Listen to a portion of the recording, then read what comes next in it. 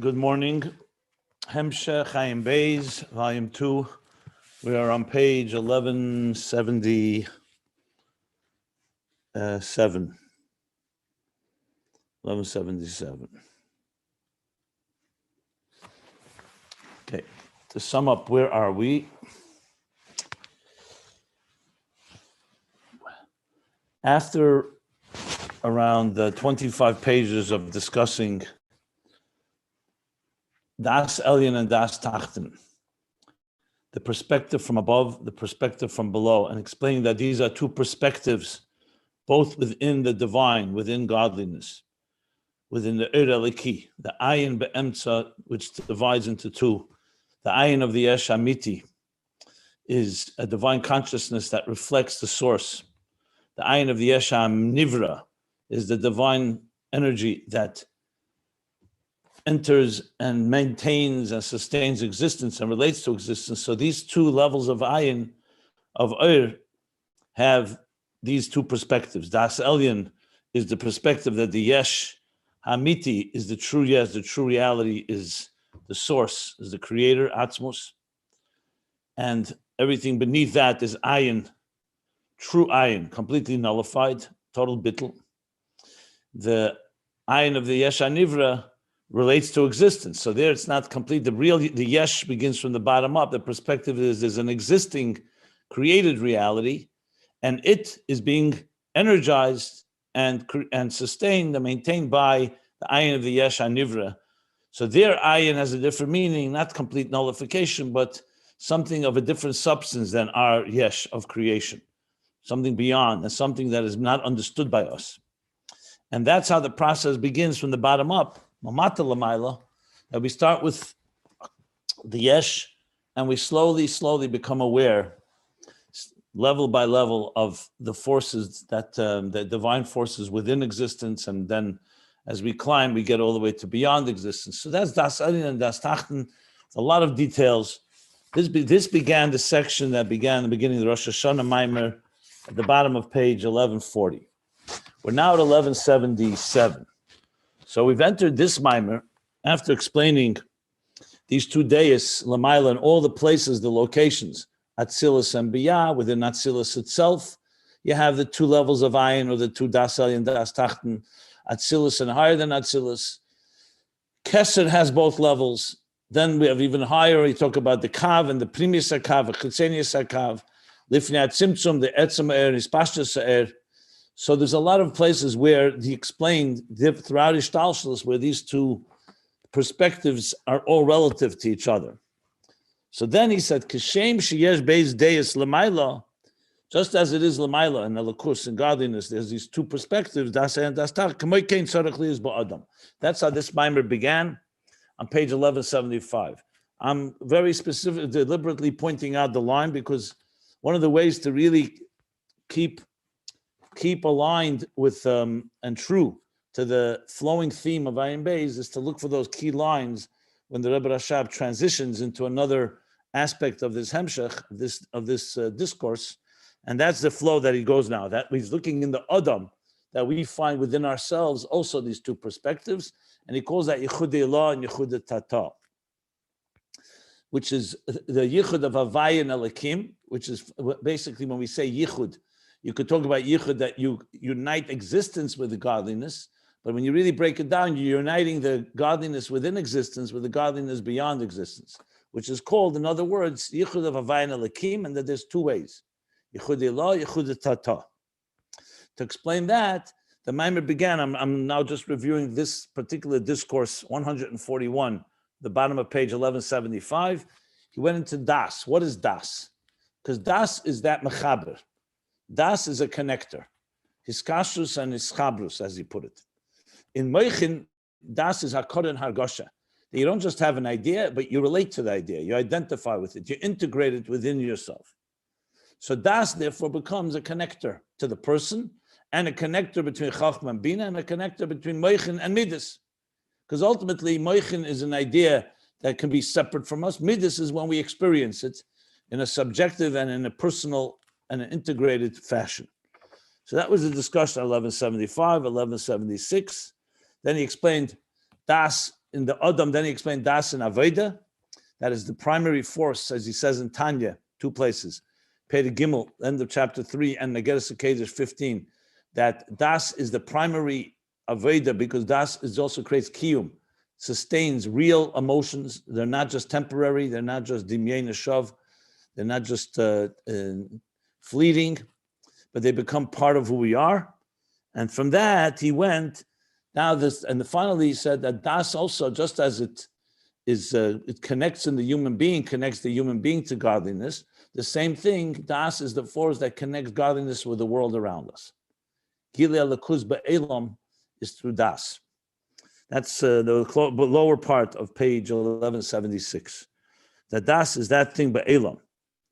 And he explained both Das Tachten, in the long parentheses that we learned, I'm not going to go over it now, very detailed and dense parentheses about Das Tachten, that even though it's mislabish and encloses itself in the Yesh Amit Anivra, but it's still a form of a Gili, because first of all, it's creating, and secondly, it is the divine is there, it just needs to be exposed, which is through Avedus Hashem, through Avedus HaNeshamas. Okay. So, the Avedus HaNeshamas, they illuminate the darkness below, Ner Hashem Nishmas Adam. Okay. That's in general. Then now begins the discussion of the 2 types of Yichud. Remember, we mentioned 2 types. Havaya Lekim, Das the Yichudi Lo and Yichudi Tata. Beis Fan, Bechinis Yichudi Lo, Yichudi Tata. And he associates that with the 2 Shiluvim. Shiluv, I use the word interwoven. It could also be intertwined, I saw. But that's what a shiluv, when you're mishal of something, you intertwine or you interweave. So let's use intertwined, it may be a little more accurate. But the bottom line is Havaya and Adnai, we know, are 2 forms of one name, because Havaya is the way it's written, Adnai is the way it's pronounced. So there's the shiluv Havaya and Adnai is similar to Elikim. The only difference is Elikim is the way Malchus, the way is still in Atzilus, and Adnai is the way it comes into Biyah. And the goal is to miyachid Havaya and Adnai. And there's 2 shiluvim. It could be that shiluv Adnai b'Havaya. Havaya is the dominant, the transcendent energy that's beyond existence. And your mishalev, you intertwine into it, interconnect with it. I saw one of the English translations in Tanya chapter 7 where he talks about this. Shari Yechad Vamuna chapter 7. He calls it alternating. I'm not sure why, because alternate is more chiluf, not shiluf, but so one of the translations use the word alternate. But upon him, so Havaya, shiluf Adnai and Havaya means that Havaya is dominant, but it has the Adnai within Havaya, and the shiluf Havaya but Adnai is the Havaya within Adnai, which we haven't yet explained in detail, but that's the 2 forms. And that's going to be basically the schabros of Havaya and Adnai, of Yechudi Lo and Yechudi Tata. Okay. Those are the 2 forms. Then, in the paragraph that begins Va'inyan on page 1177, starts Va'inyan who explaining what this is exactly, what this means. Now, just bear in mind, before I go into more details of what we're learning, that the key thing to remember is that the lakus of the ayin of the Yesh HaNivra, or Das Tachten, is the divine energy that relates to us, from the highest levels to the lowest levels, which means it does not annihilate us. When I say annihilate, not God forbid intentionally, but I mean to say it's not a unfiltered light like before the Tzimtzum that we cannot exist in its presence. That energy relates to us. That's why it's concealed. That's why there's a yesh. But there's an elikus in the yesh. When you talk about Das Elyon and the Ayin of Yesh Amit, you're talking about a elikus that's beyond the yesh. That its primary function is revealing God, revealing godliness. And that would be a far, far higher level. And that alone would not allow the yesh to exist. So the only way to access that is through Avodah.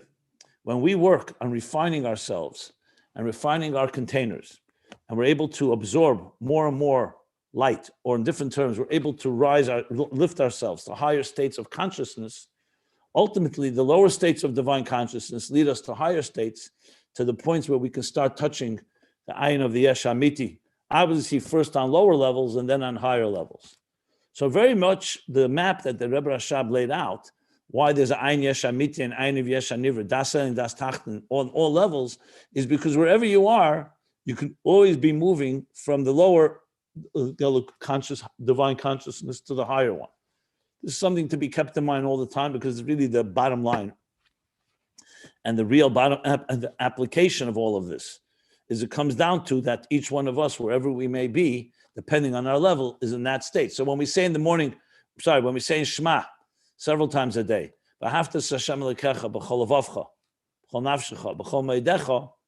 everybody is in a different state. Where's your nafshecha? Where's your levavcha? And where's your meidecha? Ma'oid means with all your might, with all your all. But ma'oid cha, it's ma'oid shalcha.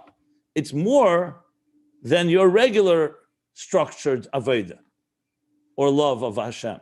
So right there you see that number one is that one person's ma'oid is not like another's. In other words, one person's bligvul is not like another's. One person going out of his regular structure of the Ayin of Yesh Anivra is not like another's. The second thing, you yourself change.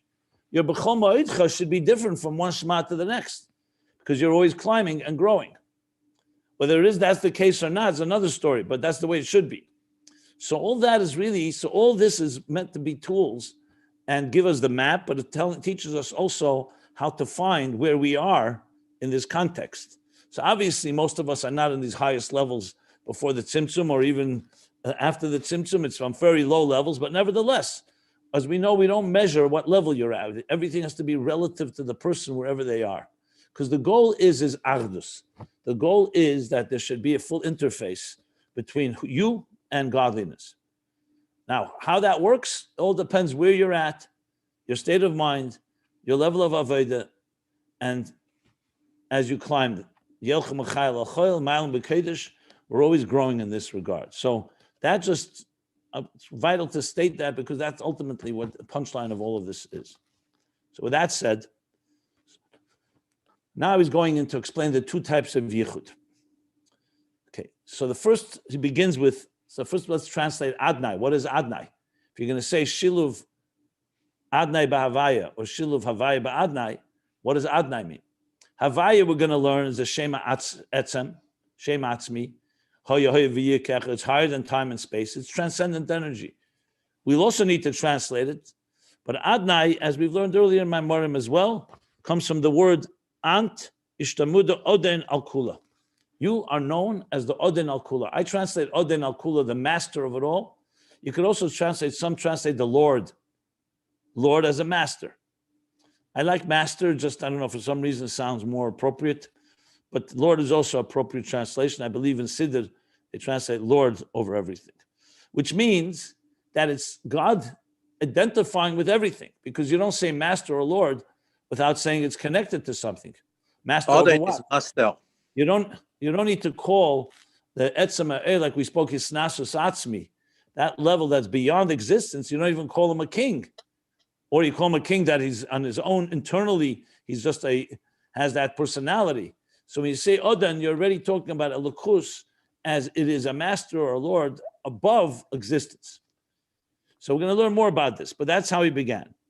And that's Why the level. Lord? Why Lord? Odan, a master. Lord is something above. If you know English, Lord and master are synonymous. And if you look in the Siddur, What is Lord? Lord is master. Okay, I thought Lord is a god or what? Godless. Okay, so listen, we're talking about English here. So if you look it up in the let's not go into it. Lord and master can be replaced with one another. Okay, so now comes the discussion. So what exactly is this level of Adnai? So to explain it, and this is why I'm giving a lot of introduction because the Rebbe Rashab goes now into a discussion which I said can seem to some ostensibly as being tangential, like not the Inyan, but it's not tangential at all. It's all part of it. So let's sum up what we learned so far. So overall, here's the picture. We're going to learn now about Dibur and Machshava to help us understand the two levels of divine energy. One that relates to existence, Adnai, Oden, Al-Kula, and Havaya, which is beyond that. The Moshe Chassidus gives is Machshava and Dibur and Machshava. But let's start with Dibur. That's where he starts with. Dibur What's the difference when a person speaks and when a person thinks? They're both levushim. So let me say something about levushim, because a lot of discussion here is about levushim. And I'll give it a little more background and make it a little more, give more context to the whole thing. We learn in Tanya that there are esespheres, nishtal shlemehem, from the 10 faculties in a person, nishtal shlu, evolved from the 10 spheres. What are the 10 faculties? These are 10 attributes. In Atzilus, they're divine attributes. Chachma, Bina, Das, Chesed, Gvura, Tiferes, Netzach, Yesod, Malchus. The human being, we call them faculties. Keiches HaNefesh. The same. Chachma, Bina, Das, Chesed, Gvura, Tiferes, Netzach, Yesod, Malchus. In each world, you have 10 spheres. In Atzilus, in Bria, Yitzir, Asiyah. What's the difference between the 10 spheres in Atzilus, the 10 spheres in Bria? It depends how much is it absorbed with godliness. In Atzilus, we know the 10 faculties are there, but they're completely and totally expressions of Elikus. Chachma shel Elikus, Bina, Das, and so on with the rest. Hagdula, Hagvura, Hatiferes, Hanetzach, Hahed. When it comes into Asiyah, when to Bria, and then lower in Yitzir Asiyah, it begins to take on more of its own so-called separate personality. It still evolves from those higher faculties, but it becomes less revealed godliness and more our personality. So when it comes into Asiyah, in a human being, and right now you have 10 faculties that you use all the time, Chabad, Chagas, Nihim, those 10 faculties originate in those higher places, but now they're part of your yesh. And you have 2 sets of them, Nefesh Elikis and Nefesh Habamis. Both have Eser Keiches, but they're all now intertwined. They're all part of one person. You don't have 20 faculties, you have 10 faculties. The question is, who's dominating?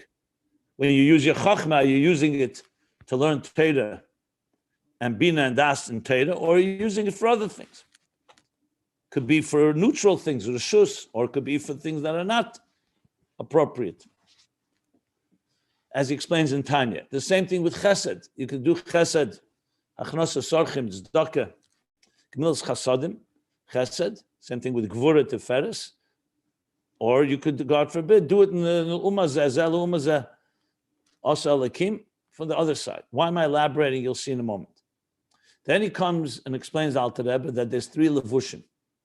Because the faculties are like just like the body has limbs and organs, a brain, a heart, a liver, lungs, and the rest of our body, arms, legs, eyes, nose, mouth. The same thing, the nefesh is also Evrei HaNefesh. What are they? They're the faculties. Those are the faculties. That's like who you are. That's your personality. But how do you express it? So Kabbalah, Chassidus explains, that's we call levushim. Levushim is an additional element, that your garment that you dress the body in.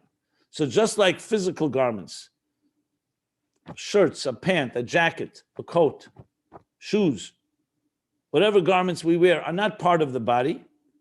They're a garment that you put onto the body, either to express something or to protect. The different reasons we wear garments. Or lekavod l'tiferes, big day kahuna. That's part of honoring and the beauty that a levush adds, a type of tikkun, a beauty, beautifying the individual.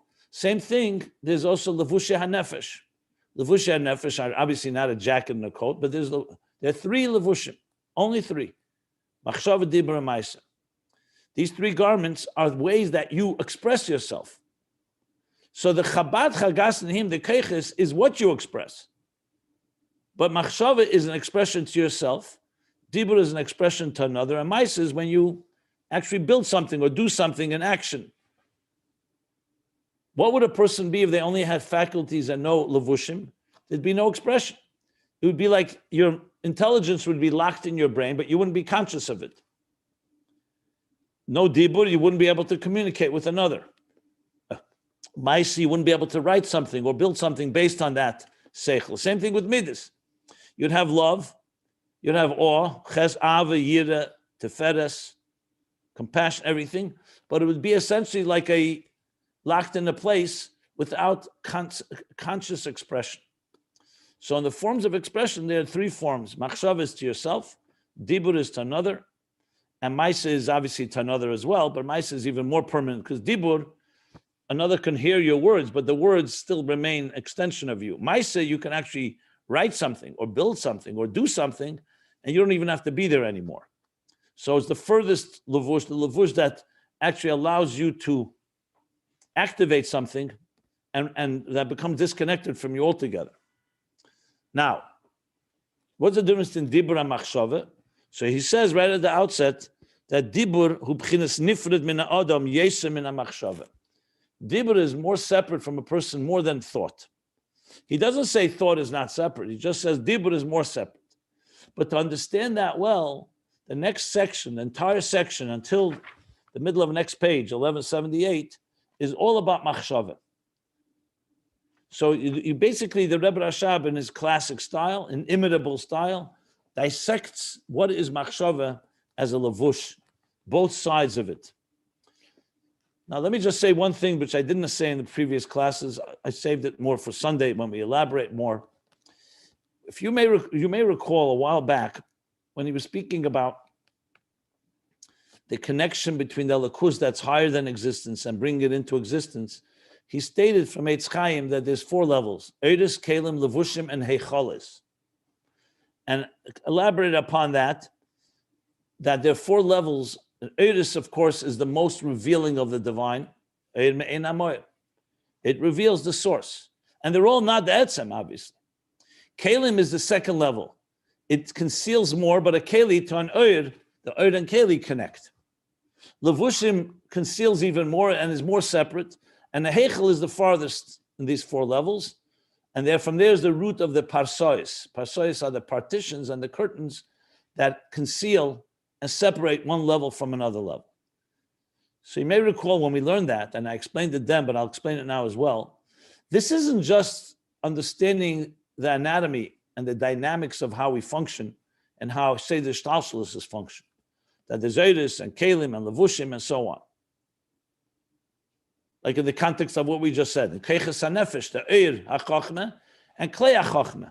The Eir HaChochmeh is the intelligence, the Klei HaChochmeh is the brain. The Levush is the expression of it. There's Eir HaChesed, Klei HaChesed. And then there's the Levush. I'm not going to talk about the Heichalis right now. It's not relevant to our discussion.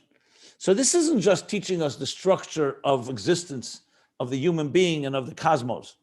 It's also telling us something interesting.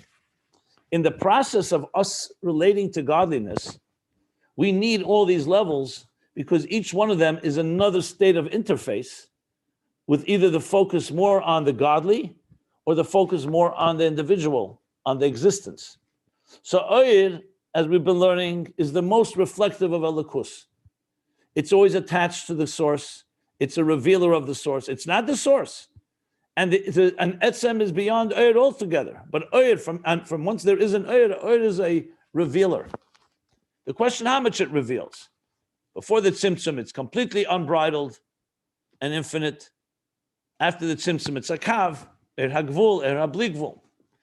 A keli is structure, but it still could be a divine structure, like in Natzilus, Iyu v'garmu hichad. A levush is even further. A levush relates more to the makabel, to the recipient, and still it's a garment to keiches hanefesh. But what are you achieving when you do this? You start understanding that in your avodah and connecting to godliness, you can't jump straight to oir, sometimes not even to keli. You need to grasp it through a levush. So when a person is teaching, a teacher is mashpia, and he gives a mashal for the idea, what's the mashal? It's a levush. It's a levush for the idea. Why do you need a garment? Because the idea itself is either too intense or too abstract or not something that the student can receive yet. So really, these levels are all part of the same thing we've been talking throughout the whole Ayin Beis. It all comes down to how much of Elikus is it revealed and how much of it is it on our terms. So in a way, you could say even, he didn't say this, but I'll just say it in general terms. When you say Ayin of Yesh HaNivra, compared to the Ayin of Yesh HaMiti, even though those two levels are in Oyer, But that too is one relates to us more, and one is beyond us. So he did not use Ayin of Yesh Amiti, a Yesh Anivra, as a lavush, because it isn't a lavush, it's Oyer. It's a lower level of Oyer. But the idea is similar. So we end up having is a very elaborate system of levels where you can perhaps grasp the lavush, and from that you get to the keli and to the Oyer, and you continue to climb upward. So though we have had discussion about levushim in Ayin Beis quite a few places, and I actually looked over it on Shabbos, I found quite a few places where levushim is expressed. So generally speaking, in levushim itself, there's also levels, obviously. So the levels of levushim go like this, and we're going to learn it. We learned some of it now in the last few days, and we're going to learn further. So that's why I'm elaborating on this. On one hand, a lavush is again, it always has a dual properties. On one hand, it's a garment to something. That means it relates to the thing it's a garment. When you put on a jacket, if you're going to dress like a mensch, the jacket is going to be measured and tailored to your size. You're not going to put on a jacket of someone that's 3 times your size or 3 times less than your size. Technically, you could put it on, but it's not going to be a garment, an appropriate garment. So on one hand, the garment does relate to the thing it is so-called in clothing. On the other hand, it's separate from you. Like I said, a garment, usual garment, you can take off, you can change your jacket, you can change your shirt, you can change all your garments. Yet in garment itself, there are garments that are relative to the essential entity. It's a garment, but they're not detachable. When he said, Kedain kamsa, Levushim Minei Bay, because like that, kamsa is translated usually as a snail, but it could also be a turtle, but anything that has a shell, but the shell is not removable. It's part of the animal. So that's an example of a garment. It's a garment, it's a shell. The shell is not the actual snail or turtle. It's a garment, but it's a garment that's attached. So in levush, you have the concept of a levush ha-mechuber or a miyuchad, and a levush ha-nifred. Generally speaking, machshava is seen as a levush ha-miyuchad because machshava, even though it's a garment, it's not the keiches ha-nefesh, because if you didn't have chabad chagas nehim, if you didn't have faculties, machshava would be like a garment, an empty garment that has nothing in it. You have to have what to think about. You can't just give someone the power to think, but they need the seichel to think about it, or midas to think about. But it's miyuchad, relatively speaking, because it's still only to yourself, and it's connected to the seichel. Dibur is generally called a levush hanifrad because that garment is words that come out of you, and they're not attached to you any longer, which means someone else can hear them, can absorb them, and can repeat them. Nobody can read your thoughts. However, as he explains here, in machshava itself, if you break it down further, machshava also has an element that's a levush hanifrad. Because at the end of the day, machshava has letters. Seichel is seichel, an idea. Machshava gives it some form and shape through letters and words. Now, you may not sense the words when you're thinking. You could, but sometimes you don't, but there's nevertheless there, because that's what makes it a conscious thought.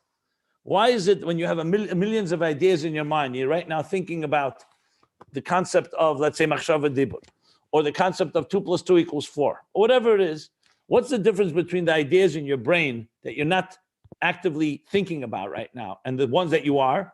That the one you're thinking about has a shape and form. You right now can say, the difference between machshava and dibur is this. In other words, the idea has taken on some form of shape and conscious expression. The only thing is it's expression to yourself. So he says, relative, therefore, to the keiches, even machshava is also nifrid. He says, so what about a levush ha-miyuchad? So he said, there is a concept of levush ha-miyuchad. He calls that, and I'm going to show you inside, levush eina dover echad shamalubish rak shu ha'ora mimenu. So for example, you can call oyer, remember I said oyer is kelim? Oyer sometimes is called a levush.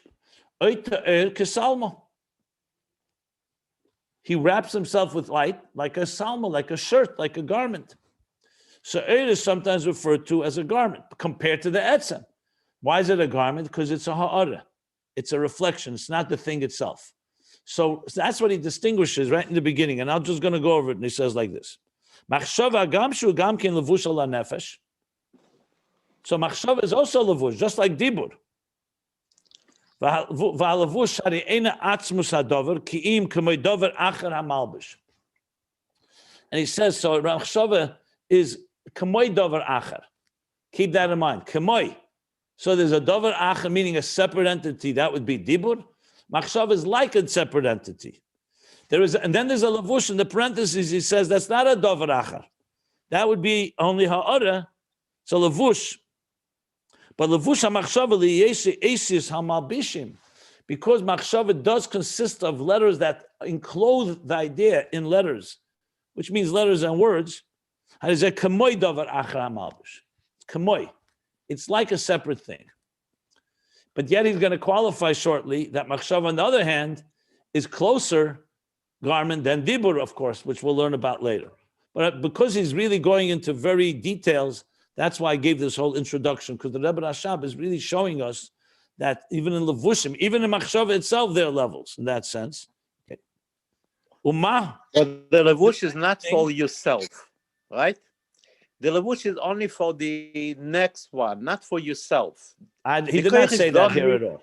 He did not say that. What's it? I would appreciate, since I'm reviewing it and there's other people, I would suggest, let me finish my full review and then you could ask questions. If you can't remember, I would suggest writing it down. Because, no, he did not speak about others here. He's speaking about machshava, that because it's asius, it has letters, and as I just explained, structure, therefore it's called kamoi dover achar. Now, there's another thing that makes machshava unique, and not like the levush of kamoi dover achar. Not just that it is asius, which is already apart from the actual faculties of Chabad and Chagas and so on. He says, Umahu malbish, and what a garment does not dress up, it does not enclose the etzem.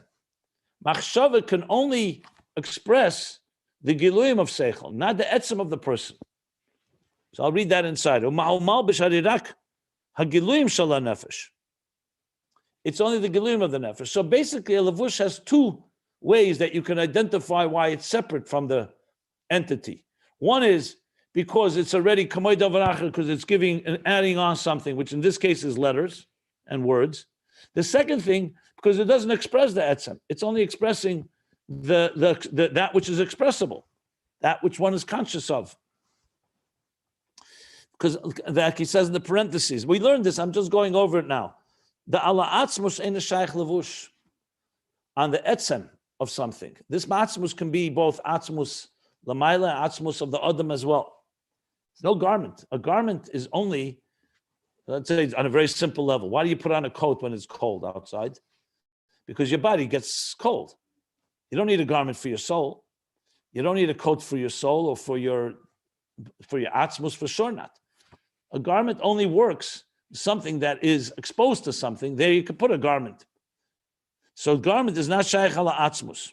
That's on this parentheses.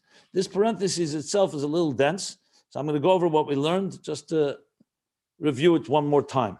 So that's what he says. Atzmus ain't shaykh levush. Then he goes even further. Not only an atzmus is not shaykh levush, the etzem of a person is not subject to a garment. A garment doesn't add or subtract from it. A garment works on something that relates, that can be relatable. A seichel, since seichel is potentially revealable, it's giluyim hakeches hanefesh. So you need machshava. What it does is it reveals to yourself an idea. But on the things that are not subject to gilui, like the etzem hanefesh, machshava has no role. What role would machshava have? To think about your etzem hanefesh? I mean, yeah, the concept, but that's the seichel of the etzem hanefesh. The etzem hanefesh doesn't need a garment. More importantly, it does not subject to a garment. But then he goes further. Even giluyim, levushim, are primarily for the lower levels of giluyim, not the higher ones. What Kabbalah calls ikarin levushim dafkal zayin tachtenis of loyal gimur shenis.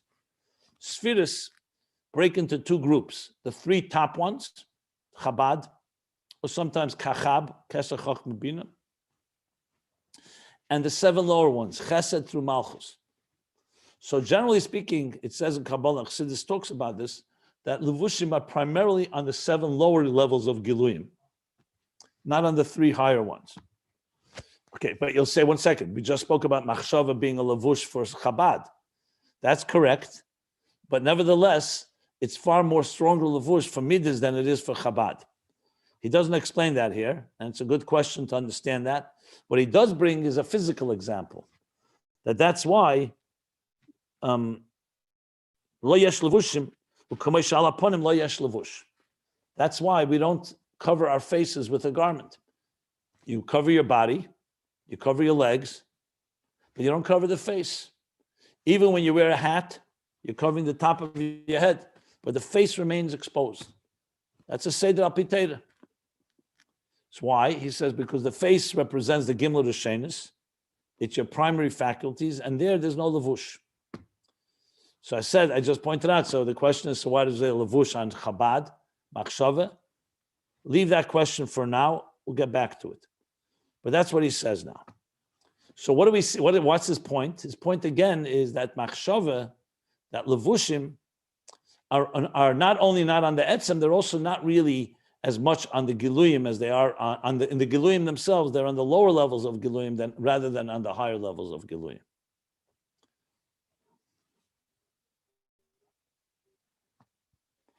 Okay, but now comes yet another so-called parenthetical idea. How about the garment called the masfa? Moshe put a mask on his face. Said there's no levush on the ponim. Moshe did put a mask. So the Rebbe Rashab answers, the mask was not to express. The mask was complete concealment. It has a different role altogether. It's not a levush. When you talk about a levush, what we spoke about earlier is true. It conceals partially, but it also reveals. When you give a mashal in teaching something, you're revealing through concealing. When you talk about the levushim, machshava, dibra, maisa, all of them are revealing something. It's not revealing all of it, and it doesn't apply to the etzem.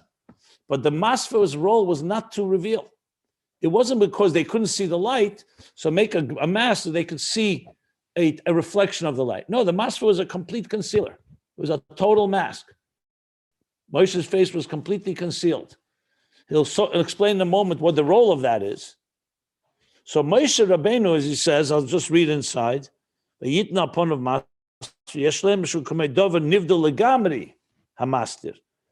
a complete separate thing for a different reason, because Moshe was on a different level. Because the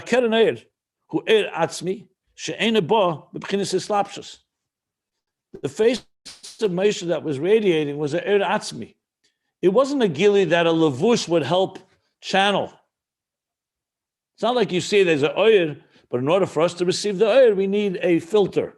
That was not it. It was an atzmi. It was due to Moshe Rabbeinu's new aliyah that he received after the Luchas Shnias, which we'll read in a minute. So that was at Moshe's level. The people were not capable of relating to that. It was a completely Moshe's level. It's like Moshe on the mountain. It was between him and the Eibishter.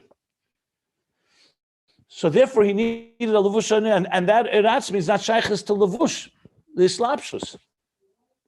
The only reason you had the masra was in order to conceal, like for example, the Kodesh Kadoshim is completely closed up. Not because the closer is in order for us to reveal to us. It's meant to be. It's a different level, completely different level. It's like the Tzimtzum Arishin in a way. Doesn't say that here.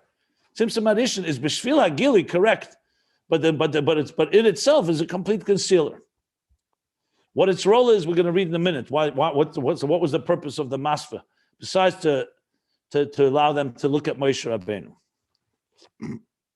So he says like this: Er Atzmi, and where did this Er Atzmi came from? The Luchas Shnias. The Zen is Seisef, the Luchas Shnias Shem B'chinas Talumis Chachma. So let me explain. By Matan Torah, when Moshe received the Luchas Rishenis, the first tablets, so of course they were a very high level. Michtav Elikim, God himself engraved the Luchas, and he wrote the letters. Very high level. Chassidus calls it like Oyer Yashar. To the point that it says that they only had the Luchas Rishenis and there was no Chet Egel. We would only have Torah in its concentrated form. We wouldn't have the whole elaboration of Torah Shebal Peh and Medrashim and Chazal and so on. Because it was such an intense Oyer, it's like having Mishnah without Gemara, Lefi Erech. Obviously not exactly, because Mishnah is also Teresh Shebal Peh. But think of it having Teresh Shebiksav without all the interpretation. But if you're on that level, you appreciate it, but it's all Mamayla Lamato. Then came the Chet Egel. The Chet Egel is when Moshe Rabbeinu shattered the luchas. And now the Jews had wandered away from what it said in those luchas. Moshe needed 80 more days to gain forgiveness. Mamata Lamayla. So on one hand, it didn't have the Gilui of like luchas Shoshenis is Avedis HaTzadikim. It's a very powerful, intense energy. So on one hand, therefore, the luchas Shoshenis don't have quite that Gilui. But it reached a deeper level in Etzem. Because Tshuva, Mamata Lamayla, reaches deeper. And now it's much more internalized. So the Luchas Shni, as the Gemara says, allowed us now to have Teresh Shebal Peh and Mechazal and Medrashim and so on. And it uses the expression, that's what it says. It uses the expression when it says, thank you for breaking the Luchas. So he says, because now you have Kaflaim L'Teshiyah, what he calls Talumas Chochmah. So the Luchas Shnius revealed something deeper that only Tshuva can reveal, a deeper connection to the Eibishter and to Torah, and that's called Talumas Chochmah, the secrets, the inner mysteries of Chochmah. And that's when Moshe Rabbeinu's face assumed this new light, this Atzmi that came through his Avodah, through Tshuva. Just when Rabbi Soloveitchik, Rabbi Yasha Ber Soloveitchik came to see the Rebbe for the Rebbe's 30th anniversary of the Rebbe's leadership, Yud Shvat Tov Shemem.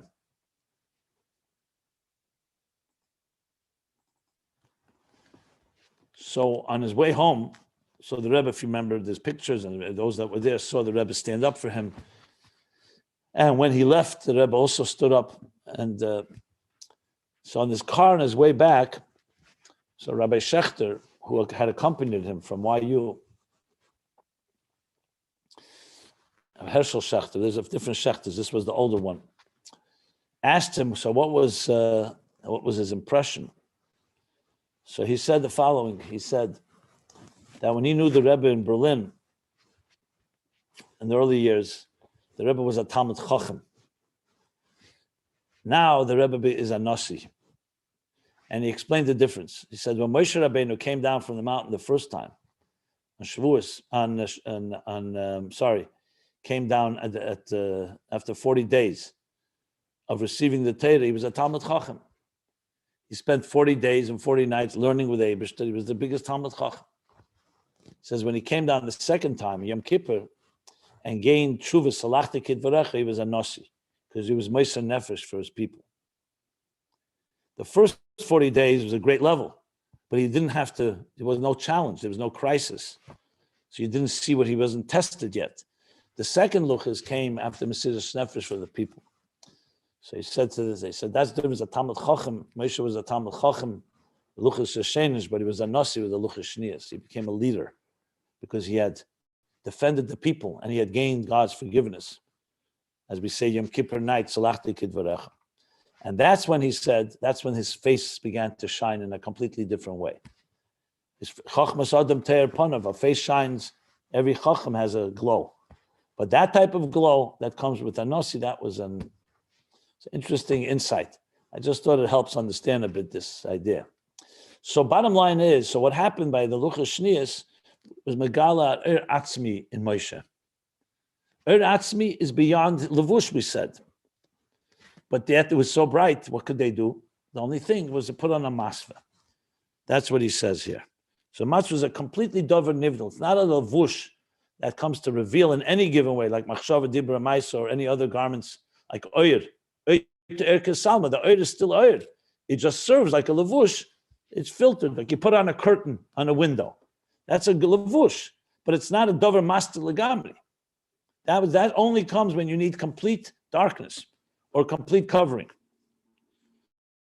So that's just talus chama primis ve'atzmis hachachma kaneda.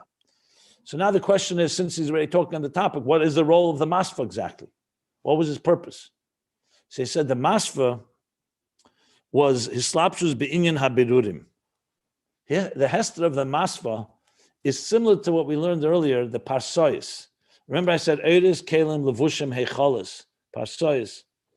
Eir and Keli is about revealing, just revealing in a way that we can relate to. The Levush makes it even more concealed, but still, Machshava Dibur Maisa express. They just express in a way that's more limited. Then there's a level that is so that you need to completely conceal the previous state. We spoke about the parsa. The parsa is completely conceals because you want a paradigm shift and a leap. So the Giluyim of Torah, whether it's Luchas Hashanus or Luchas Shnias, is still Torah. It's Eir.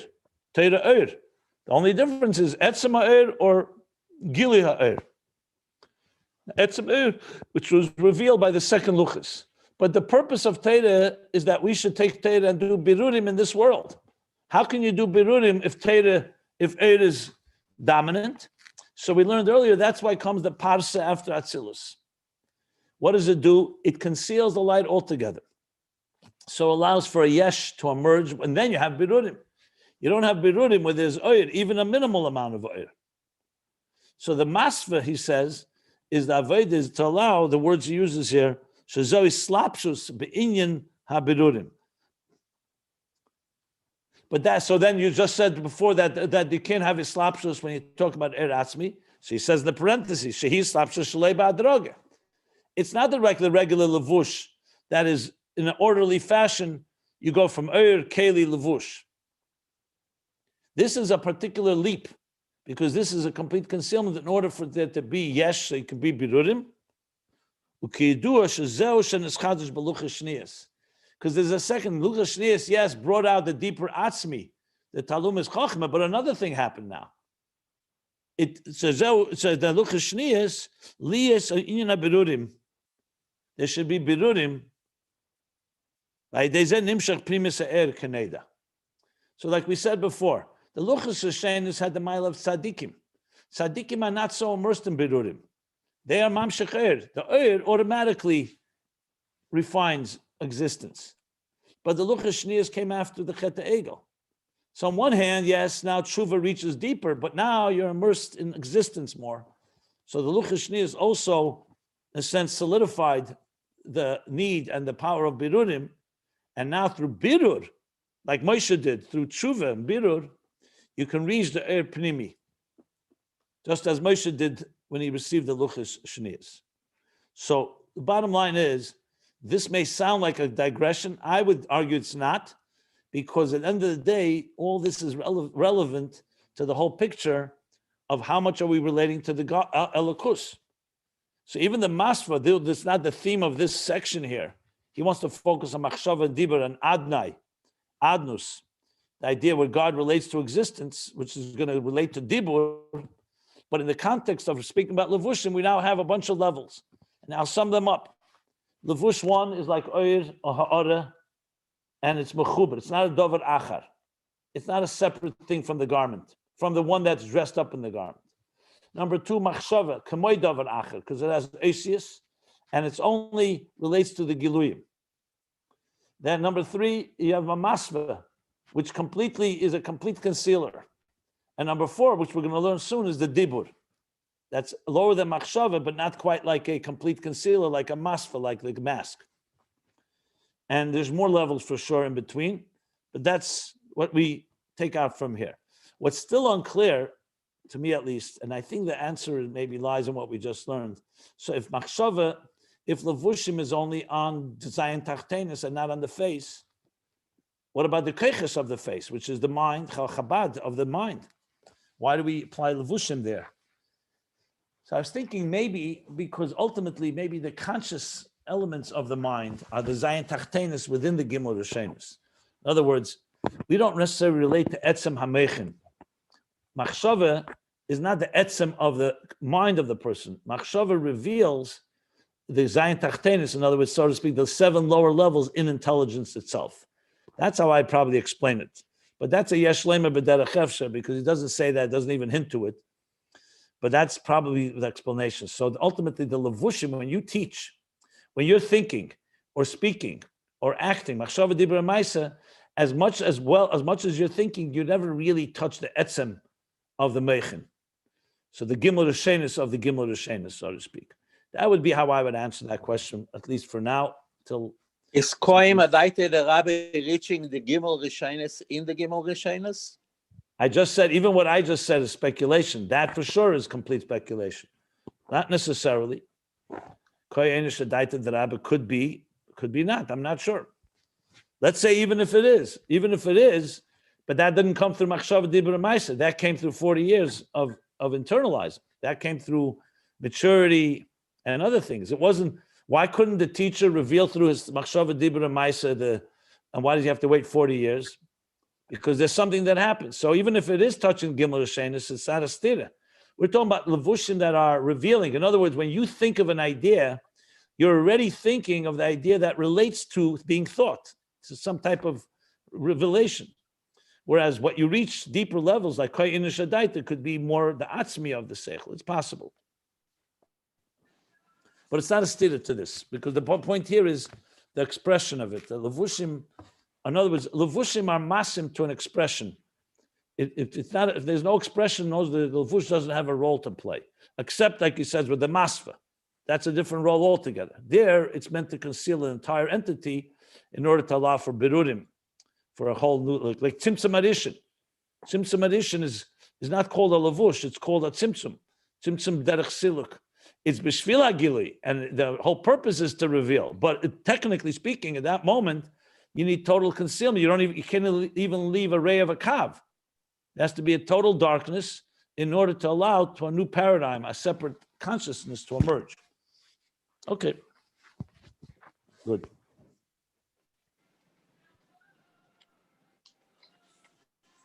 So let's continue now. Unless somebody has any questions, I'm going to continue from after the parentheses on page 1177. Does anybody want to ask anything or wants to, anything? Jewish women in Muslim culture wore face covers, just like the Muslim women did. How would we classify that? You think it's a contradiction to this mimer? I want to understand. First of all, in context. Yeah. First of all, they wore it only because the Muslims wore it. It was like, not because it was lechatchila. That's number one. So it has nothing to do with actually what the role of a garment on a face is. That would be like if you're living in a golus, in a prison, and they tell you have to wear something to cover your face. That's a gzeira l'mayla. He's talking here about the healthy human being in a healthy way. The Torah does not mandate covering your face.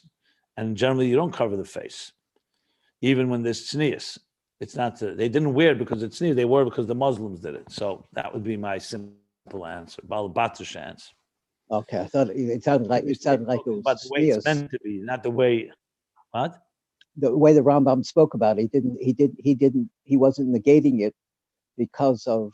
Well, but that's not lechatchila. Why is it that Jewish people anywhere on earth don't do it? Then they only did it because there was no choice. The Rambam was defending that you could behave that way, and it's not avodah zarah. He didn't say lechatchila be like a Muslim. The Rambam's was a defense. Those that said you're going into a mosque or you're behaving like a Muslim in the public, that it's avodah zarah like Christianity, and the Rambam wrote the long letter to defend it, that it's acceptable, but not lechatchila. The Rambam never said, okay, now let's all assume minhagei Islam. That's not at all the point. It was definitely because of Golus. It wasn't lechatchila like that. That's why you find in Torah. I mean, that the mere fact that Moshe had to put on a mask tells you that until then he didn't have to put on a mask because the faces were revealed. Faces are revealed. If you want to go deeper, aponim is meant to be revealed. Chochmas Adam Teir Panov. It's about revelation. It's not about the garments.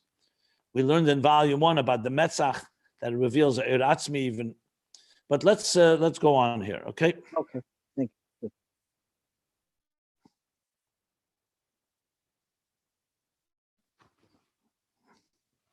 So Va'ikar, the line begins Inyan Habirudim right after the parentheses. Those that are following and want to follow the text and don't have the sefer, just go to ayinbeis.com And there you have PDFs of all these scanned pages. Could So I now ask he's going something? back to what he said. Could I ask Excuse me? something? Go ahead. You mentioned before that the first level of levush is oil. Oil is not a levush for atzmus. I said Eita Erkesalma. I brought a pasuk. Chassidus talks about Ichus, that oil serves like a levush. Who's talking about atzmus now? We're talking about it levush, serves. It's so called then for what? levush. Levush for what if not for So I'll atzmus? show you which my modim. After this class, if you contact me, I'll give you a reference. You go back in Ayin Beis. He has a whole my modim on Eita Erkesalma, and talks about Ichus, what it's a levush for. Yeah. I just quoted what he said in the beginning. It's not Dover Achram Melubish Rak Ha'ora Memenu, Huliyas Ha'ora, Hulay Atzmi, Ad Bechinas Levush Levad. Okay.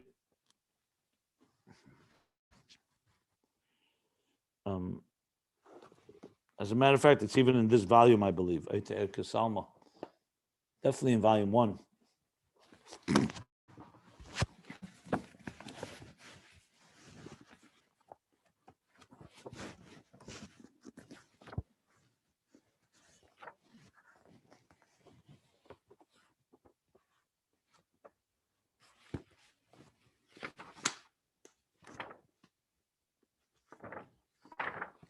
Okay, I'll show you later. I thought I saw. I knew where it is. Yeah.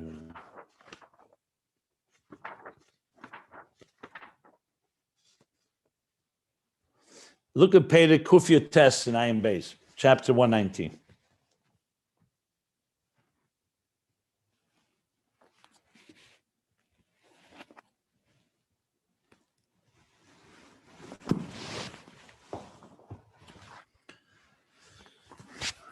Just for the record, Oyer is also serves like a lavush because it reveals Atzmus. It doesn't reveal all of Atzmus. Atzmus doesn't need a lavush. And like he says, Atzmus is not subject to lavush. But from the point of view of Oyer, it does reveal, like a lavush, what is inside to some extent. Okay. Okay, thank you.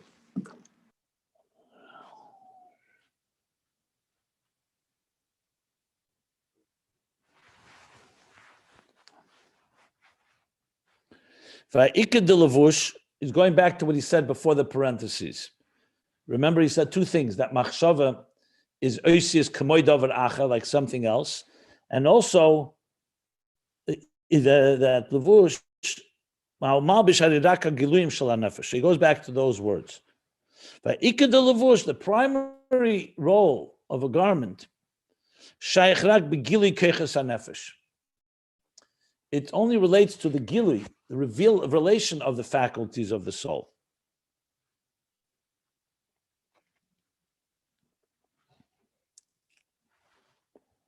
Is he repeating what he said before? Looks like it, yeah. Right. The gilim of the nefesh, that's what it reveals. So what do we know from this? That machshava is like a separate thing, and it's the way it encloses whatever the machshava is enclothing is only the giluyim. But now comes the other side of the coin. And yet machshava also has qualities. This was in a way showing how machshava is more separate and more apart. Kamoy davar acher, sounds like a separate entity. But mukol mokim, levush de machshava ushamal bish etzem hakeches, kedim shehein, b'mahus keches adayin. On the other side of the coin, the levush of machshava also dresses up and clothes the etzem hakeches, the core faculties, before they actually become the personality of faculties. I know this sounds like it contradicts what he just said. We just said it's only the giluyim of keches, the gili keches and nefesh. Now he's saying it's malbish also the etzem of the keches, even before they actually become faculties. So we got to understand what that means. And let's read, and then we'll try to figure it out. But as I said, it's not surprising because the Rebbe Rashab very often does this. He begins by explaining something. This is what it is. It's a part, and then he says, on the other hand, it has elements that is closer to the entity that it's enclothing. So let's see what he's going to say here. And okay. Shari Onu Roim, it's an interesting idea here. Shari Onu, because we see, She'ef shel Adam liyas panei gam b'meiche v'sichle she'en shum gili er sechel b'meiche. We see a person can be panei, means free, but here can be free that he's not meiche v'sichle, his mind and his intelligence is not active. There's no gili er sechel b'meiche. In other words, you could be in a state where you're not necessarily contemplating on any particular idea. We'll soon explain what that means as well, because we know machshava m'sheitat tamid, a person is always thinking about something. But he says not machshava, he's saying seichel.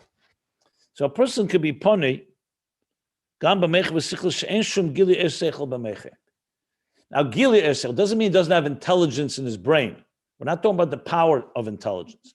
We're talking about there's no active seichel right now. You know?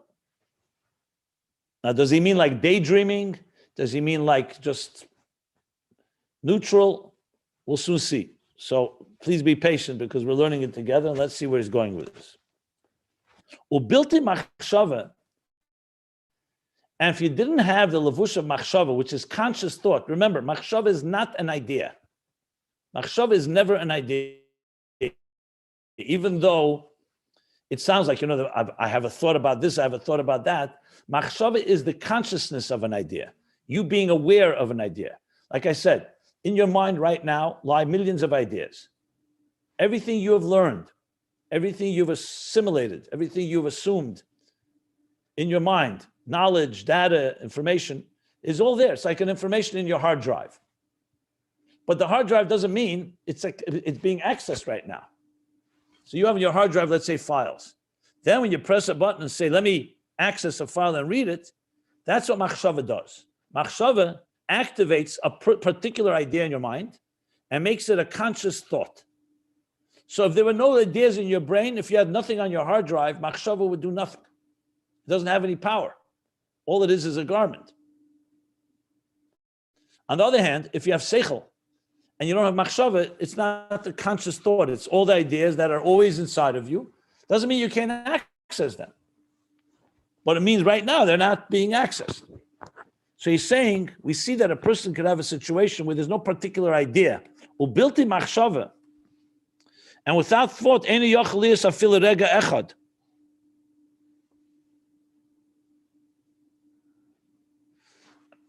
I correct the word, not bilti machshava means, so seichel could be that you don't have any particular idea. But machshava is not possible even for 1 second that one shouldn't have a thought.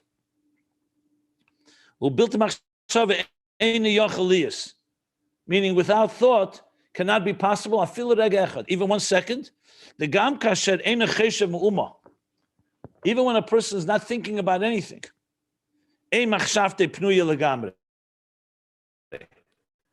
His thought is not empty, completely empty. Oh wow, this is interesting here. This I've not seen in Chassidus before. That seichel can be, you have no particular idea, but you cannot have a second where there's no particular thought. So what are you thinking about if there's no idea? Talking about shtusim? Isn't that also an idea? I'm just thinking out loud what he's trying to say here. But let me continue, and then we'll stop and I'm sure everybody may have something to say about this. Here's interesting parentheses. It's like when you ask a person, Ma ata cheshev, what are you thinking about? Umeshiv, and he answers, She'ena cheshev davar, I'm not thinking about anything. This you've not seen so often, that the Rebbe Rashab, a Rebbe should say, someone asks you, what are you thinking? You say nothing.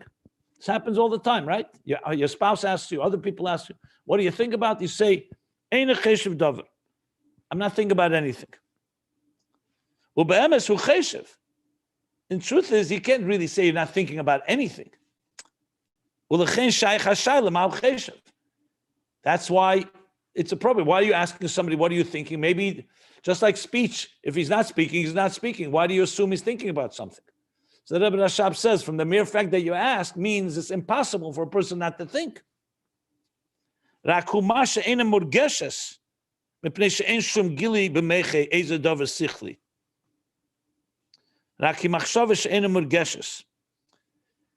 So then what does it mean I'm not thinking about anything? It means it's not a tangible thought.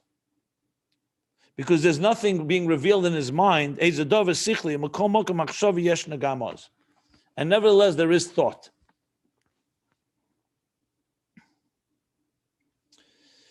So, what we need to explain is what is this thought without seichel? Does he mean that, like, let's say when you're concentrating and learning a particular idea. So it's very clear, we're learning a mimer now. So this issue doesn't apply. Our seichel is active. There's ideas being expressed, and a machshav is thinking about it. But let's say when you close the sefer, and you're going to sit down after we finish this class, and just sit down on a couch or in a chair, and not focused on anything. You just start daydreaming. Is that what he means? That machshava continues rolling, except there's nothing to fill it, so it's just whatever. You daydream. And someone says, what are you thinking about? Nothing particular. You could also be sitting in that chair or couch, and it doesn't have to be a chair or couch, obviously. It could be walking around, and you're thinking about what you just learned, or you think about something else that you want to focus on in your mind. So there, the machshava is focused on an idea that you're thinking about. It sounds like he's saying that even when you're not focused on any particular idea, thought continues to roll. It's like a wheel that continues to turn. What is it about? Someone says to you, what is it about? You say, what? I was thinking about that maybe it's going to snow tonight. But that's not really, maybe that's not a good example, because that's also an idea. It sounds like he's speaking when a person doesn't have a concerted idea on which you're concentrating your machshava on. So seichel is not there, begoli meaning. And machshava is there, but it's empty in the sense there's nothing tangible about it, because it's not particular. That's why the person says, what do you think about? Nothing. Does that make sense to you guys? I'm open to hear a different way of understanding. Rabbi, if I may say something? One second. Did everyone heard what I said? I want to hear what you, go ahead. Okay, so I remember seeing something about the Alter Rebbe brings this down, that the thought is always flowing. I think the real application of that's this everywhere. Machshava m'sheitet is I mentioned that. But machshava is always flowing. That's for sure. Correct. But I'm trying to explain what he says here. The application I'm saying is that we do not have control over our thoughts as to what flows. The moment we start, the berurim comes from the moment we start to actively think about the thought that just happened. In other words, Yetzirah puts a bad idea in our mind. But the fact that we start cooking and we start to contemplate it, that's when we own it. So when it comes to doing averot, you cannot be responsible for a bad thought that just flows into your mind. But the moment you start cooking and you start doing the berurim and consciously think about it, then you own it. That's what I think the application of this may be. I would say, and I would not say that at all. What you're referring to is chapter 12 in Tanya, where it speaks about Hiruri Aveda, that people can have inadvertent thoughts fall into a person's mind. Correct. And a Beinoni is someone who the inadvertent thoughts you have no control over. He says, Gimel Dvarim, Shein Adam, what's the expression there? Gimel Dvarim. 3 things a person has no control over. Inadvertent thoughts. And the Aveda is that you don't allow that thought to become a conscious and active thought. I would not use that here at all. I think it's a very different subject matter. But the only way you could use it is that machshava would mean a concerted thought. So in other words, it's what I just explained. Because here's not talking about... Yeah. Correct. So the only thing maybe you can derive from there is the idea that there's a focused thought, a deliberate thought, and an undeliberate one. And that he may be referring here to when he says a machshava without a seichel. See, the word he uses is ena murgeshes mepnei shomshir gili b'meche. So it could very well be that is an example for a thought that is inadvertent, because a person is always thinking, as opposed to a conscious and deliberate thought. So in that sense, yes, you could use that Tanya perhaps as though. But I think there's more. It's much broader here. Here he's speaking, I believe, like I said, it doesn't necessarily mean a negative thought.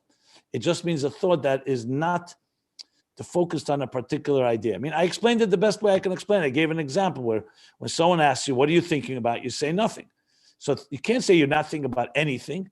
Thought continues. It's just there's nothing tangible or defined about that particular thought. It's just that, thoughts that fly in. It could be positive ones, it could be negative ones, it could be fleeting thoughts.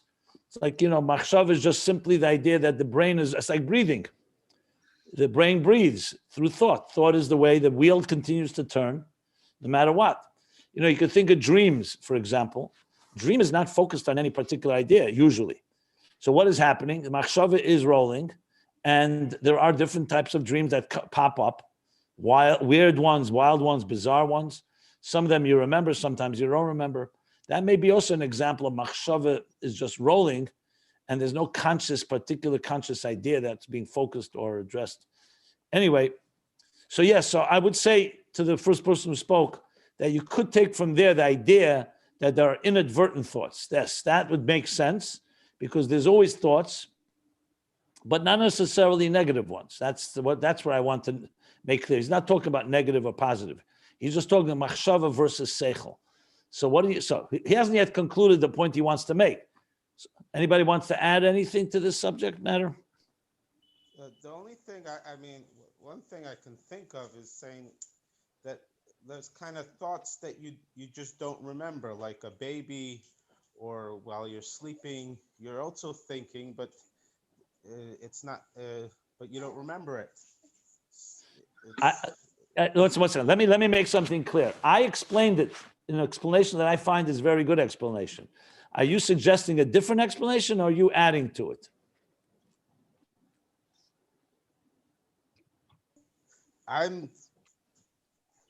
I explained it in a very practical way. He says, someone asks you, what are you thinking about? And you answer nothing. So he says it can't be nothing, because a person is always thinking. However, why is it nothing? Because there's nothing tangible about it and nothing specific and focused. Like I said, you can be right now, we're focused on an idea. You can be sitting today and thinking, but not thinking about anything particular. And that's what he means. You're giving an example for that because I did explain it. I'm not saying if someone has an alternative explanation, great. If you have additional points to make, I'm also fine. I'm just asking because I want to understand what you're trying to include here. Remember, it has to work with what it says in the Maimer here. And the Maimer says a person is asked, what are you thinking about? And he says nothing. And then Rebbe Shab explains what that means. So bottom line, you could have machshava and not have seichel. That's essentially what he's saying here. Seichel as a tangible idea. Let me explain, not seichel in your mind, not that you have ideas. It would be almost like, to use a very childish example, it's like doodling. When you doodle, you're not drawing anything in particular. I mentioned before, a computer has a lot of data in it. You can access that data, that would be like machshava, accessing the information. Or you could just be playing around on the keyboard and just letters come up. So something is working, but it's not necessarily accessing a particular focused idea. That may also be somewhat of a little way of explaining it. Okay. Maybe in modern terminology, like subconscious thought. No, I would not use that at all. This is not subconscious. He doesn't say it's subconscious. Meaning, in order to remember something or to have something that it should be in your mind, that you're thinking about it, you have to have seichel in it, and you have to put your powers to it. If there's nothing there, then you thought about it, but it was just a machshava. It's saying, I would say memory is a sign that you put seichel in it. Not necessarily. There are many people who put seichel and don't remember it either. So I'm not sure why that is a sign. Remember it for a little bit. Okay, maybe that's part of it. That's possible. I wouldn't rule out actually subconscious either, because he does say "Einu murgeshes inshum gili b'meiche ezadav sichli mekol mokem machshava yesh negam oz." It could be those fleeting, maybe subconscious thoughts. Now, on second thought, maybe that is something here. Let's continue on and let's see. Maybe because this is all coming to explain that machshava is malbish etzem hakeches kedim shein keches adayin. Because they're not yet active faculties, seichel, and yet machshava is already rolling, turning.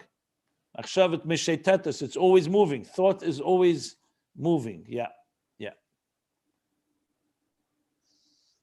I mean, put in simple terms, is like,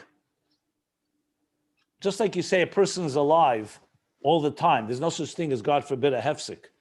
That you're alive and then for a moment, because you're not because you're not expressing any faculties, doesn't mean you're not alive. A person could be sitting still or asleep, and the faculties could all be right now dormant and not active, and there's a life. The same thing, machshava is a wheel that's turning all the time. There's no such thing as a person saying there's no thought. Thought is always turning. It's a wheel. Mishetet is tamid. Now the question is, will this machshava latch on to a seichel and draw it out into an active idea?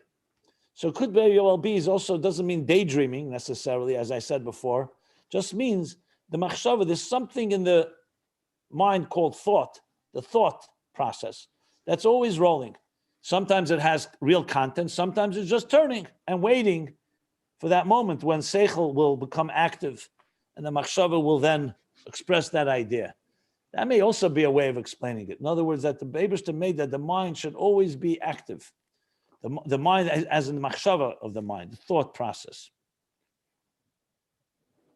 So that may include subconscious, or just may include just general consciousness. That there's thought, there's a thought. Dibur is not that way. Speech, you sometimes speak, sometimes you don't speak. In most cases, people don't speak all the time. Machshava, however, is meshetetis, is constantly moving. I'm going to look up also in other maimorim. Now that I'm thinking about it, there are maimorim that talk about machshava, meshetetis, tamid. It's born in Shulchan Aruch also. The Alter Rebbe brings in Shulchan Aruch.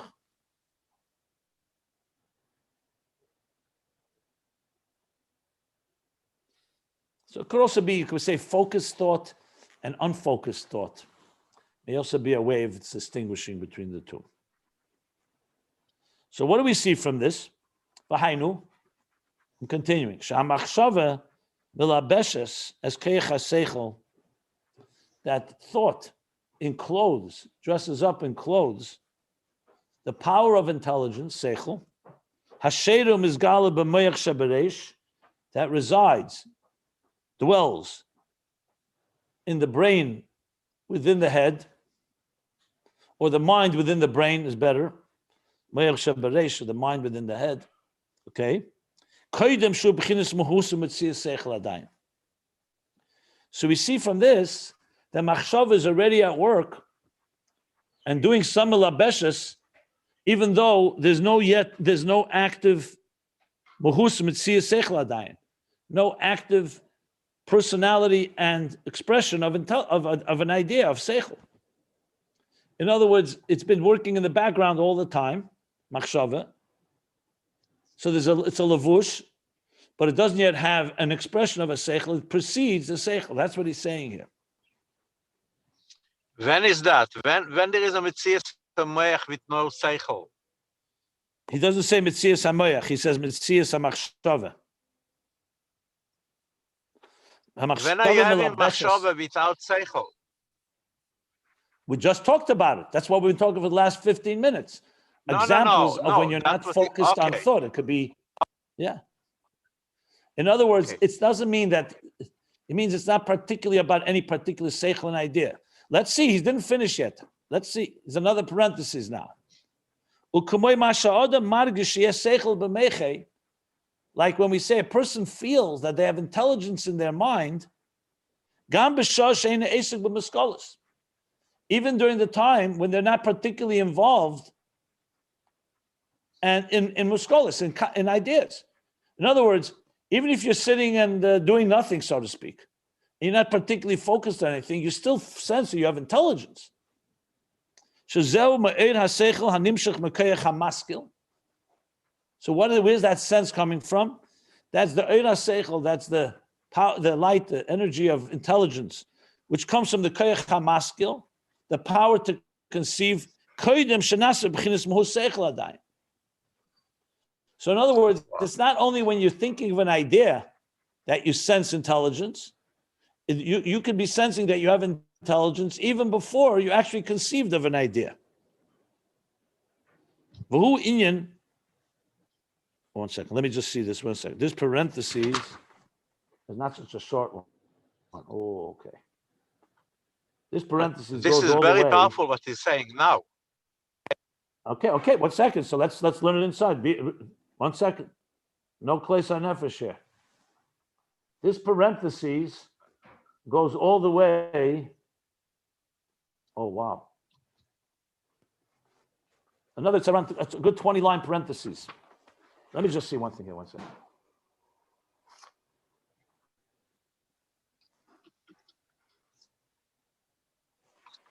Okay. So let's continue with the parentheses. So let's not lose sight of what we're saying. So on one hand, machshava is a levush like kamoy davar achar, a garment like a separate thing, and it only malbeshes, it only encloses the giluyim of the keiches hanefesh. B'kol mokem, now the Rebbe Rashab is saying, levush is malbish also the etzem keiches before they become actual faculties, as he just explained. And now he's comparing it to the idea that you can sense that you have intelligence even though you're not expressing any particular intelligent idea or any particular concept. In other words, it's not manifest in any particular seichel, or in general in seichel. It's just you sense you're an intelligent creature. And what is this? He says, "V'hu inyan v'achochma ma'ayin timotza." This is one of the meaning when he say "hachochma ma'ayin timotza." So we always learn the chochma ma'ayin timotza means that chochma comes from ayin, from an unknown place.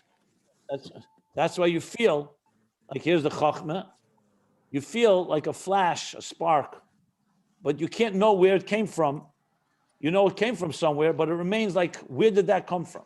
Like that, almost like a surprising reaction.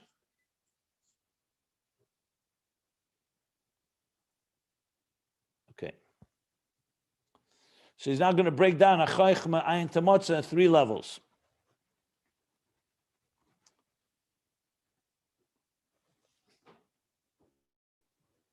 Sheyesh kan gimel madreges. We say Achochma Ayin Tamotza at 3 levels. Beginnes Ayin hu koyach hamaskil, hu koyach hamaskil. What's Ayin? Ayin is the power from where intelligence emerges. Ayin hu koyach hamaskil. Hamaskil kol haskolas, the power of conceiving of ideas, all ideas. So it's like a reservoir that is not made up of ideas. It's a place that generates ideas. Kol haskolas, all ideas, all concepts. Shu koyechi yuli. Koyechi yuli, as we've learned, is a state of potential. It's a potential nucleus.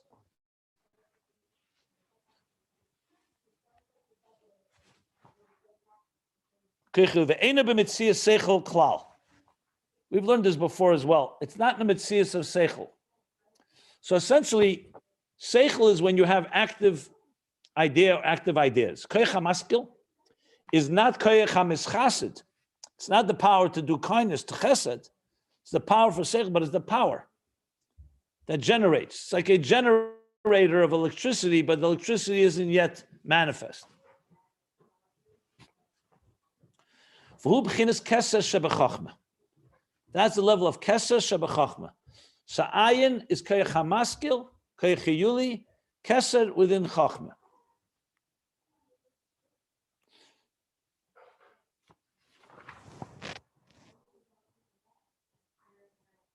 Okay. Then comes level 2, it looks like. V'achachma ma'ayin, we say now chachma ma'ayin. Chachma comes from this koyach hamaskil, this keser in chachma, who b'chinas ispashtus haseichel, b'chinas hamshocha mekoyach hamaskil, hasheda b'meich shebereish b'tmidus. So now, when you say chachma is coming ma'ayin, Now you're cutting an extension that's being generated from the koyach hamaskil, which resides all the time in the brain, in the mind. But now Chochmah is emerging from that. So now you have stage number 2. Stage 1 is the generator of ideas. Keser within Chochmah, koyach hiyuli, koyach hamaskil. Once you call Chochmah, you already says there was a seichel was hispashtus extended in hamshacha from where? From the Ayin, from the koyach hamaskil, which is always there sitting in the mind. That generator of ideas. V'hu gamkein. Now this second level of Chochmah is gamkein eina b'mitzias. Next page, 1178. Eina b'mitzias seichel mamish. This second level is also still not yet actual intelligence.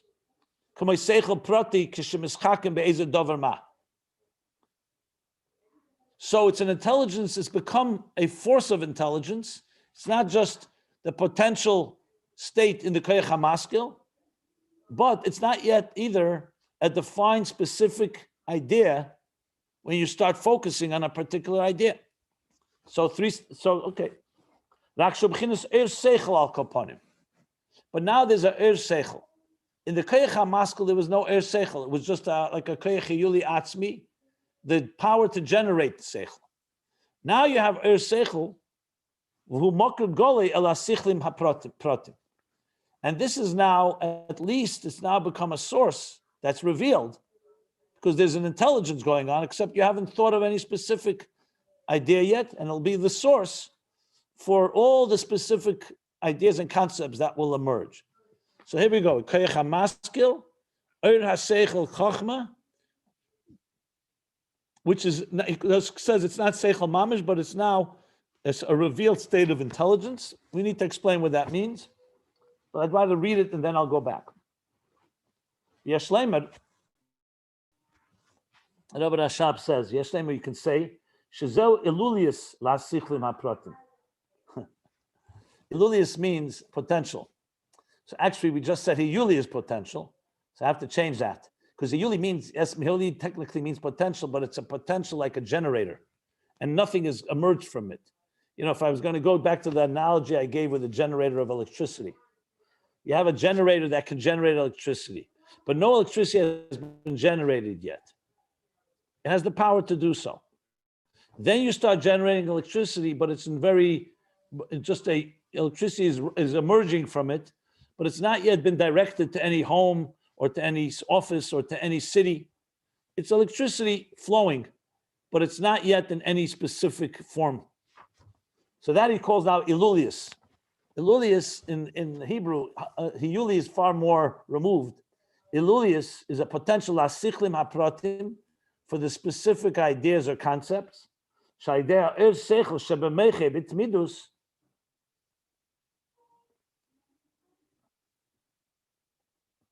Through the seichel, which is the mind at all times, the koyach hamaskil, who olul lahaskil mekoyach ham, the seichel bemeche bitmidus, who olul, he's capable lahaskil mekoyach hamaskil b'chol davar dvar seichel. He's capable to conceive ideas from the koyach hamaskil in every particular idea. So in other words, the koyach hamaskil has the potential for all, but it's not yet in any way active.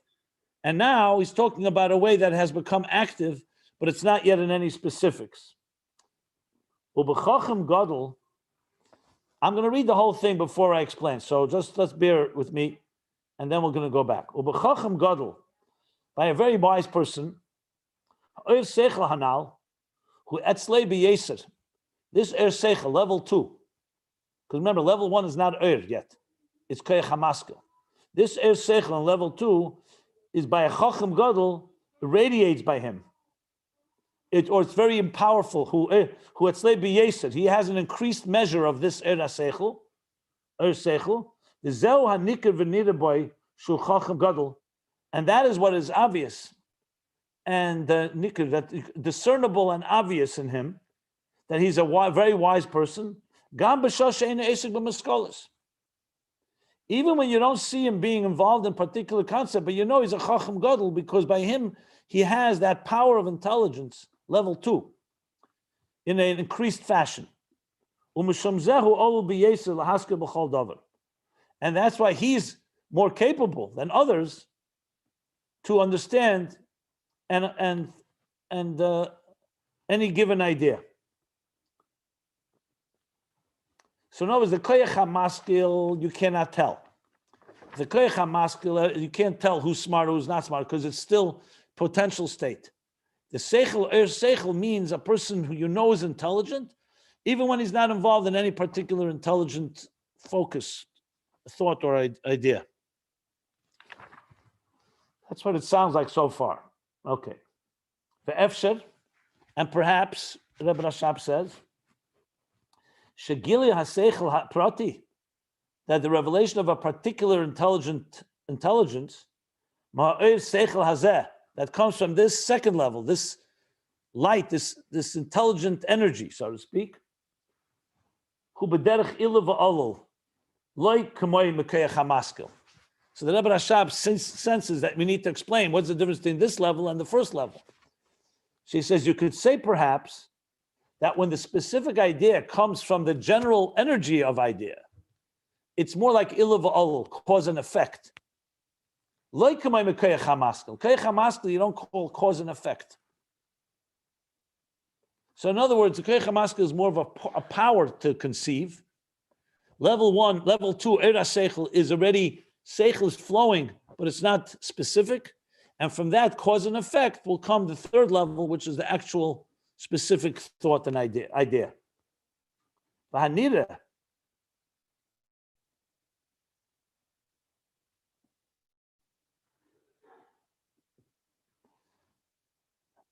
the Hanira seems to be, he's saying Hanira, and it appears, the Rebbe Rashab is saying, that from this, what we're discussing, it appears that here's how it works. He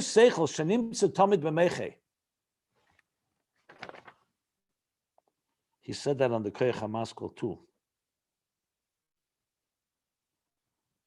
One second.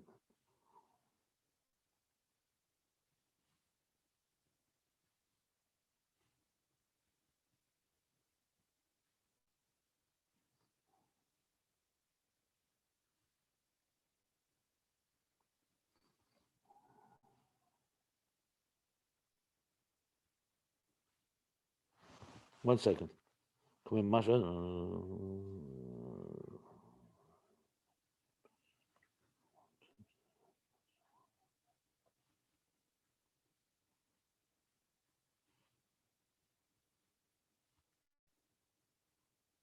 Oh, sorry. He didn't say by the Koyach HaMaskil. He says this Eira Seichel now. That's always there in his mind. In other words, he's intelligent, but you say someone's an intelligent person. That means they have intelligence, but even when they're not focused on any particular intelligence. Says this is always there b'meiche, level 2. Hu kamoi mamutze, it's like an interface ben koyach hamaskil v'aseichel aprati, between the power to generate ideas and the actual specific idea. It's like a mamutze. That's what he says, v'hanira. Wow. V'hu hamamshich kol seichel prati mekoyach hamaskil. And it is the force, that middle level, the second level, that draws every specific idea from the power to generate ideas, Koyach HaMaskil, level 1. Level 2 is the interface to bring it to level 3, the Seichel Prati. And what is this called? So Chachma Ma'ayin Timotza. Keser Shebechachma, Koyach HaMaskil. Chachma Shebechachma is this Eir HaSeichel, it serves as interface. Right. To draw it into a specific, particular idea. Gimel. And what is the third level? Mashatimtze hachochma b'chinas mitzias mamish. So ma'ayin, hachochma ma'ayin timotze. Ayin is level 1, hachochma is level 2, and timotze, he says, mashatimotze chochma b'chinas mitzias mamish. Then now we're getting an intelligent idea, a concept, a point. Mitzias mamish kishamaskel be'ezes seichel prati. When he conceives and thinks of a particular seichel. So those are the 3 levels in V'achachma Ma'ayin Timotza. For who? And what is that in the spheres? We know what Kesher Shebachachim is Keich HaMaskil. Chachma Shebachachim is the Er Seichel Kloli. And now the Seichel Prati, that comes Timtza, that's now active. Hu b'chinas Yesed Shebachachim. That's the level of Yesed within Chachma, Shebo B'Hasoged the Bina, which will then come and be drawn into the comprehension of Bina. Remember, Bina cannot be active if you don't have Chachma. You have to have an idea. You can't just have a Koich HaMaskil and a Seichel Kloli, a Seichel Er Seichel Kloli. The Chachma Prati is Yesod Shebeseichel, and that will be the level that Bina will be able to understand and develop. Oh, wow. Okay. We're still in the middle of a parenthesis here. Let me just see, where is it? Okay.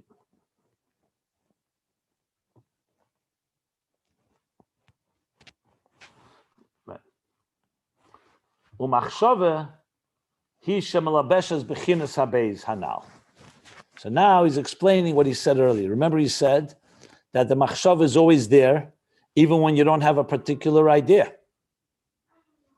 And he actually said that's why it's compared to a person who knows they have seichel, even though they're not thinking of a particular idea. That's the oira seichel. That's level 2. So he says, "Machshava hishem elabeshes b'chinas habeis hanal."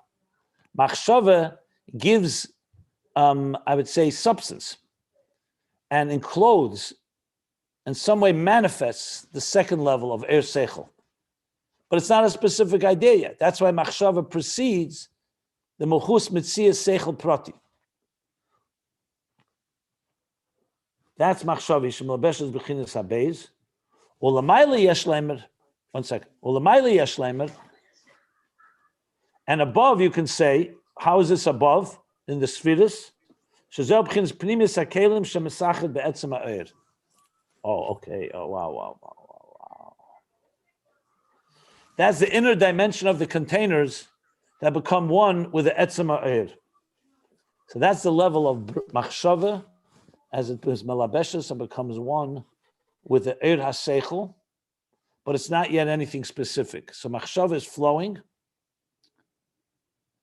and therefore it manifests the second level. So there's seichel, you know someone's intelligent, and by that, it radiates especially strongly by someone who's an intelligent person, a chacham gadol, and then it will lead to a chachma, to a seichel prati. Seichel prati is when it becomes an actual revealed faculty,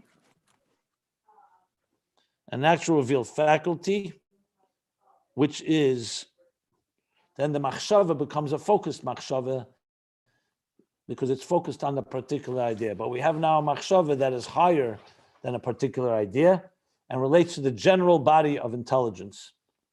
That's lower than koyach hamaskil, but higher than a specific idea.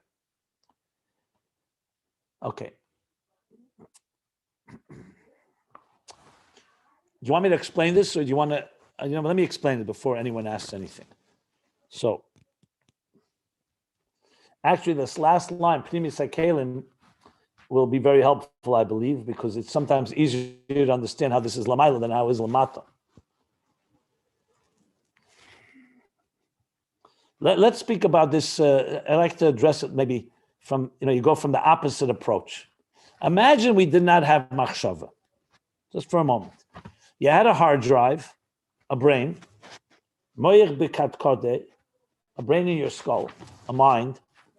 It's full of, it can generate ideas, koyach hamaskil, many ideas, but there's no machshava. You don't have a handle, like in the case of the hard drive.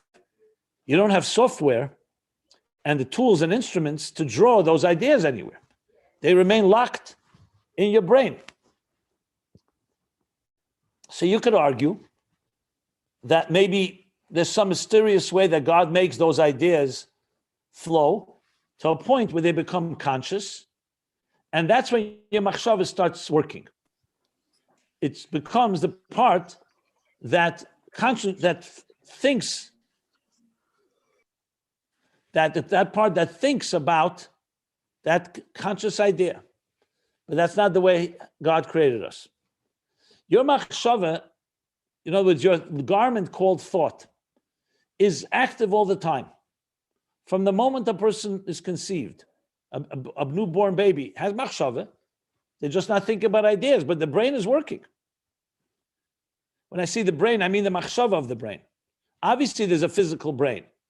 There may not be yet ideas in that brain. The child hasn't learned anything, but there's a machshava, a wheel that's turning, just like a child breathes, just like a child is alive, as I mentioned before. So there's a machshava, a wheel that's turning. At this point, that wheel is not yet focused on anything particular. Maybe at that point, machshava of a baby is all about survival.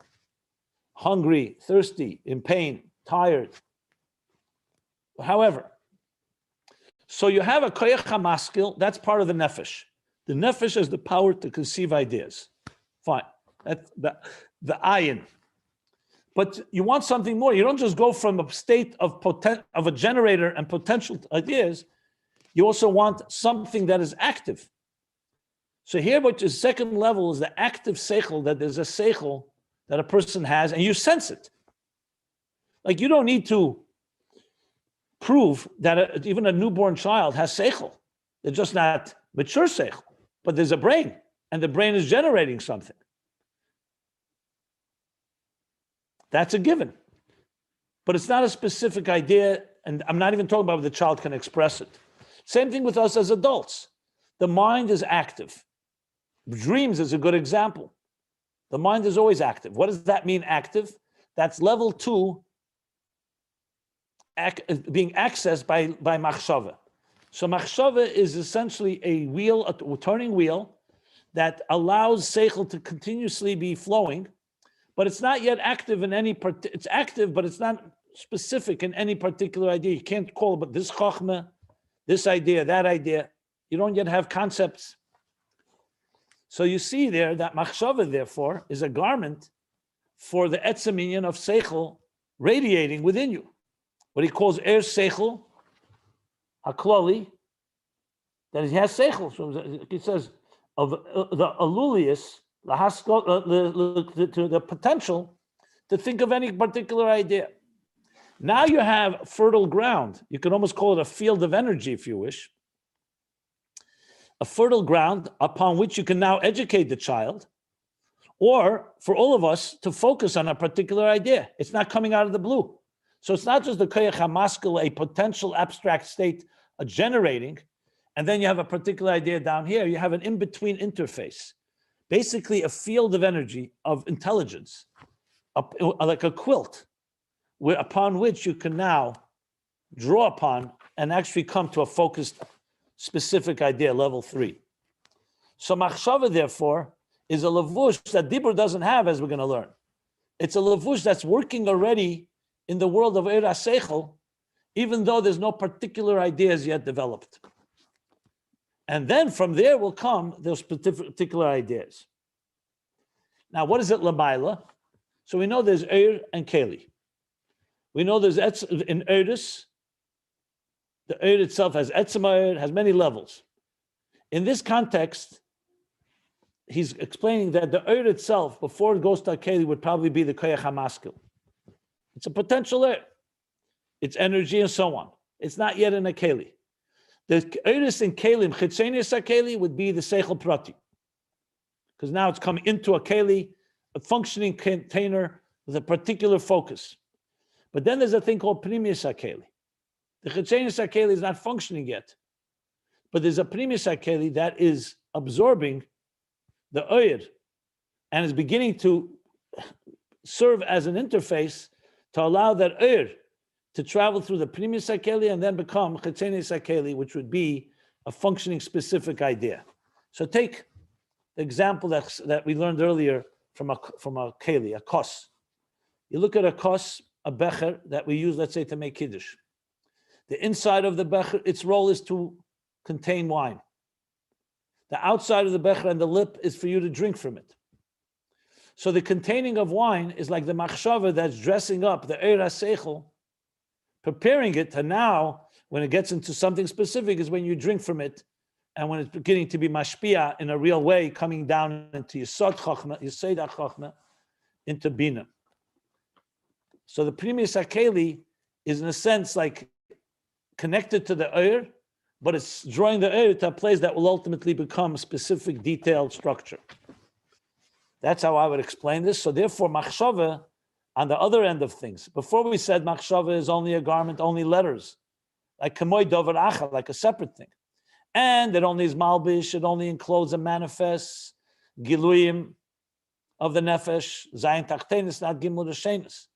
On the other hand, Machshava has an element that also is early in the early part of the process that does serve a role even before there's conscious and active specific thoughts and ideas.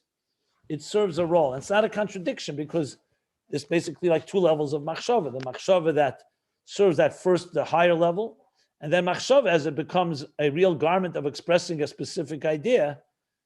That's what it sounds like. So Machshava has both elements to it. The general Machshava, when it's just like a garment to that field of energy of Eira Seichel, and then Machshava as it comes down into a specific thing, Gimel Rishenis, Zayin Tachtenis.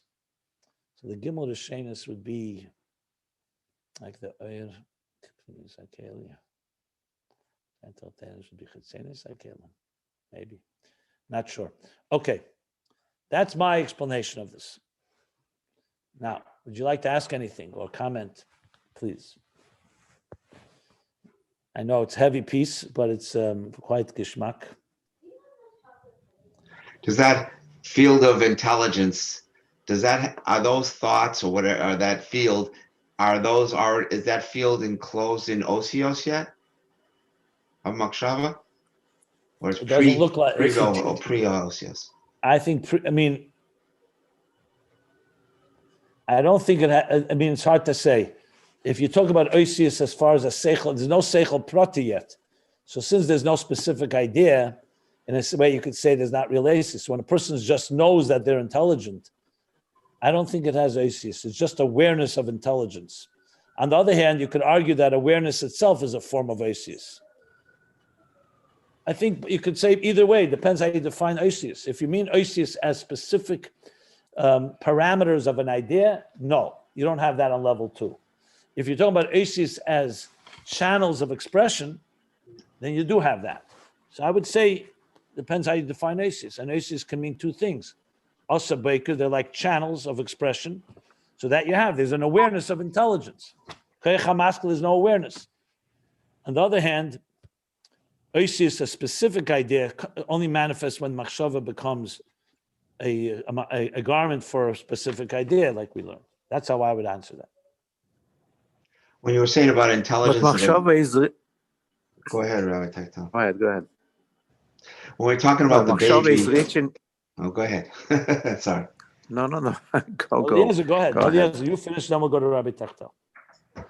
When you were talking about the intelligence of a baby, so there's a level of intelligence that the thought a brain has to convey to there's a term for it in medicine. There's certain processes and systems like heartbeat, electrical nerves. Right. Yeah, that sounds like Machshava. That would be like Machshava in this level, the second level. In other words, the brain is functioning. There's a function. It's like reflexes. It's like make sure that everything is alive, not just a particular focus, concentrated idea. It has a certain element of that, yes. There's a communication somehow from that koach HaMaskil to the ears to hear, the eyes to see. Even though I don't know if it's from koach HaMaskil. It could be from koach HaNefesh, not necessarily koach HaMaskil. But it could be that Machshava plays partially a role. To me, it looks like Machshava is just like a garment. It's the place where things manifest. Something manifests. So the Seichel has a place to manifest. That's why the Machshava is always turning. You look at the eyes of a newborn, you see that there's thought going on. There's no question. And I don't mean conscious thought or focused thought or there's brilliant ideas. You see the eyes, you see movement, you see that a child is aware of something. There's awareness. That awareness is cognitive awareness without any specific idea yet. That's to me where Machshava milabeshes to the Darge Beis that he says here. That's what it looks like to me. Beis. I was learning where it says that even a person is, God forbid, is brain dead, there's still, the body still is able to maintain certain body functions, as long as the heart is, for example, being beats. It's able to maintain temperature, certain types of systems there that seem to be. Well, I don't know. what I wanted, I hear you. I'm just I'm trying to get that level of field of intelligence. But you see, but here's the key distinction. There's two functions of the brain. One is a central nervous system, which is what you're addressing, and the second is intelligence. So if you're talking about the central nervous system, I don't think the focus here is that much on that. Here, the focus is on intelligence. In other words, the brain definitely is the captain of the ship. Everything goes through the brain. The brain's the neurons that connect to all the nerves, and connect to the nervous system and connect to the spine and send signals that everything should be alive. I don't think that machshava I don't think the focus is so much on that element. I'm not saying completely not. Here, I think the focus is more that there's an intelligent creature here that is ultimately able to think and conceive ideas and so on. And that's a particular function of the brain, which is its intelligence, not just its ability to be the central nervous system that runs the whole show. So I don't say it's completely not related, but I would focus more on machshava part as being the process of intelligent thinking, as opposed to just the process of that central nervous system, like, the motor, the control room of the motor, of the movements. Again, you probably could say that when the brain is sending those signals and making sure, maintaining, and making sure that the body's properly functioning, it probably uses machshava to some extent to do that. But you're getting then into an area which needs a lot more analysis and probably needs other maimorim to see how, so to speak, the overlap between the brain as an intelligent entity and as a central nervous system entity. I'm sure there's a connection. I'm not denying that. But it's like, but here he's clearly, you see Chacham Gadol. Yeah. A Chacham Gadol is not about central nervous system. Everybody has a central nervous system. Right. A Chacham Gadol is much more about his ability to be intelligent. Like you said, you know this person is intelligent, and when you go to that person, you know that they will be able to understand something in a more intelligent manner. So that's a general intelligence. That's how I would explain. By the way, the issue of Oisius is actually addressed in the next parentheses a little further down. But we're going to have to stop here because I must do something shortly. Anybody, Shlomi, you wanted to say something? If he's not going to ask something, I'd like to ask one last question, if I could, unless you don't have time. Go ahead, go for it. The koach hamaskil is that generator of intelligence, which is like a closed box, so to speak. I think we do have software that can go into that black box, and out of that ultimate infinite number of random thoughts that can be generated, somehow we sometimes, not always, but sometimes are able to try to focus and say, listen, I want to come up with a good idea in this area. And you reach into that box and somehow you're able to pull out an idea that you never thought about. And all of a sudden it comes into Chachma as that inspiration, but you can direct it. It's not just passive, not receiving. You can direct into that box. It seems to me, on occasion, I've been able to do something like that. Maybe it doesn't go that deep. Maybe it goes into that field of intelligence rather than into the koach hamaskil. But it seems like that software can sometimes direct into and pull out specific things from there. I think if you combine this, look, you're focusing on what you want to understand and take out from this in the world of neuroscience, which is good and great, especially in application. I'm focusing primarily on understanding Pshat in this Maimer and how the Rebbe Rashab is coming to explain Machshava and the Yichud of Shiluv, Havai, and Adnai. It's not a contradiction. But what you're addressing, which is fascinating stuff, I would suggest that needs to be combined with volume 1 in Ayin Beis, where he talks about Chachmas Timah and the two levels of Chachmas Timah. The level which is, they're both super conscious, but one is super conscious that's accessible, and there's a super conscious that's not accessible. And there's no question that you can develop from this a whole process and system. How do you draw out from the deepest recesses of our generator of ideas, koyach hamaskel, into the seichel klali and into the seichel prati? Because if you can create a formula of drawing from there, obviously that would be tremendous in teaching people how to be more intelligent and how to conceive better and to be more creative for that matter. Mm-hmm. So I just will say one small thing on that. In Samach Vav, he talks about two ways that you draw from those deeper inner superconscious states. One is yigia, through exertion, a lot of work and effort. That opens up those inner chambers.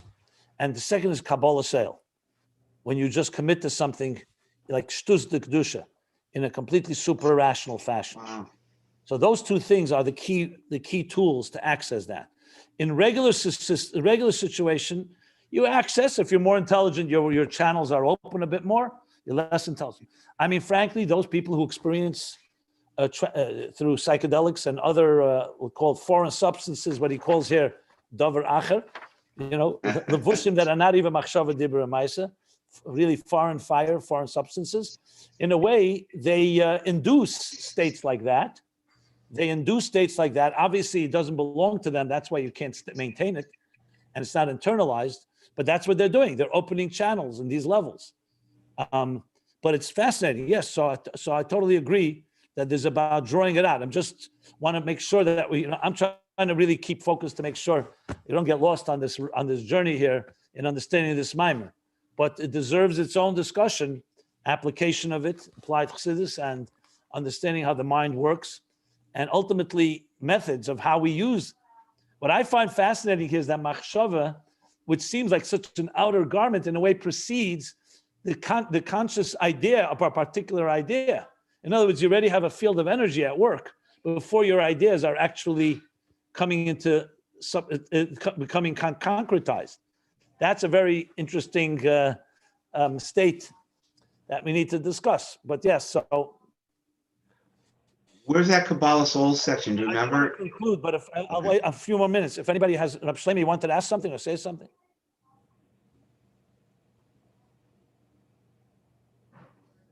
Okay, so let's stop here.